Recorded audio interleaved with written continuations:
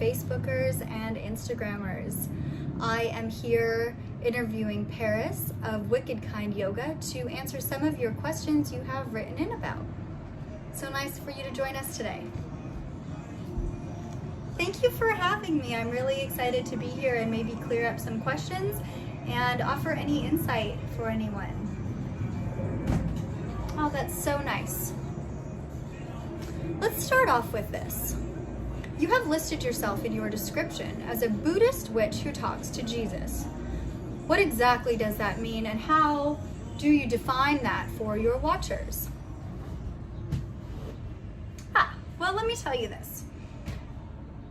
As far as I'm concerned with spiritualism, you can follow any path and they generally all take you in the same direction. They all ask for the same things. They want you to love one another, be kind to each other. Buddhism offers a path for us to practice that belief system here on earth while we're here, rather than looking forward to what may come after we pass away. So I follow that in a way of, let's do it now, let's not worry about the later. As far as the witch part, I am from a magical family, and we do practice our spells when we want and bless our homes in a certain way. And so I follow that path as well.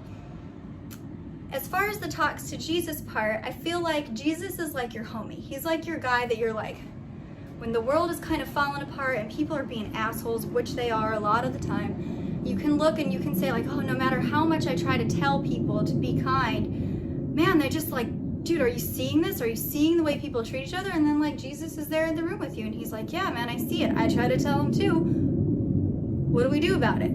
So that's what I say. I'm a Buddhist witch who talks to Jesus because I follow many different spiritual paths and I find that different things work for different moments.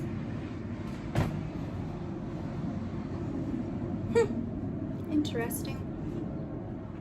I don't know if anyone else will be able to follow that, but if that's your thing, then all right. Second question. I noticed you were wearing one of your Wicked Kind t-shirts today, and your logo's on the front. Yes, it is right here. Thanks to Miss Trisha, local logo designer and promotions manager extraordinaire. That's great, great. But on the back of your shirts, you have a slogan of "Be fucking kind." Is there any particular reason why you feel the necessity to use curse words in your propaganda? Well, yes, I do. For one, let me show you my t-shirts. Here's the back of them. Be fucking kind. Because that's the bottom line, people. When everything else is going to shit, when everything is great, what do we need to do? We need to be kind. Be fucking nice to each other. You will not be going through the same thing as your neighbor next to you. You will not be going through the same thing as the person that lives with you or the people that lives with you. The only thing that matters is being kind to each other, and not just nice, not just smile on the street and wave and then talk shit behind someone's back, but be actually kind. Think about what you say, think about your actions, try and do things that benefit other people, try to be motivated out of peace and love. Be fucking kind, be nice. It is the bottom line. It's the only thing that matters. So there's a reminder there on the back of your t-shirt for everyone who walks behind you, and they go, ah, yeah, I get it. And if they don't get it, then, you know, bless their heart. Okay, all right, I think I can follow that. What do you have to say about yoga teachers making money? There are a lot of people out there who feel like yoga as a spirituality and a practice of spiritual connection, and therefore shouldn't be something that people make money with. How do you feel about those comments? Well, I feel like this. I've had a lot of different thoughts about it and feelings about it, but here's where I am now with it. Everyone has a gift on this planet. Everybody has a thing to share. And if my thing to share with people is yoga in a way that I can connect people with the way that they really feel and make them feel good in their heart and their soul, and that they're doing something that benefits them, and maybe that ripple effect goes out and affects other people, then why not be paid for it? Why not it be something that I can live my life with? That way I'm not stressed about trying to work 5 different jobs and then trying to teach people how to be calm on their own. Why can't I benefit from it as well? Not charging $1 million for anything. I don't think anything I charge is unreasonable, and I don't think that a lot of yoga studios or a lot of teachers are unreasonable also. We need to be aware of our worth as yoga teachers so that other people can be aware of that. It doesn't mean gouging people, and that doesn't mean being excessive about things. It's just a general place of giving somebody something and putting our time and effort into something that we think is important, and then that monetary exchange being the way that we receive that thanks back. It just is the way that it is. Okay, I think I can respect that. How do you feel about virtual classes versus being in person? Do you think that it loses a certain amount of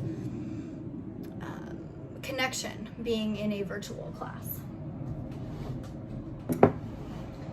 Well, yes, I do. I do think that there is a certain connection that comes only when we are in the same room as someone. There's a certain thing about that. Eye contact and the maybe physical adjustments that people need sometimes that we're not able to do through virtual yoga.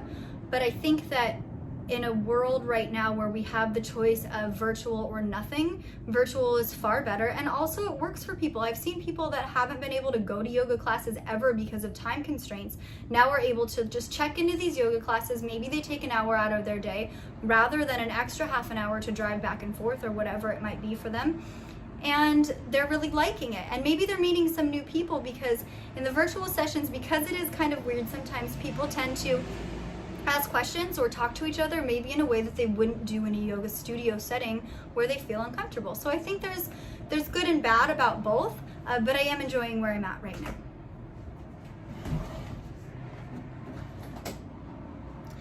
And finally, what do you have to say to people who feel like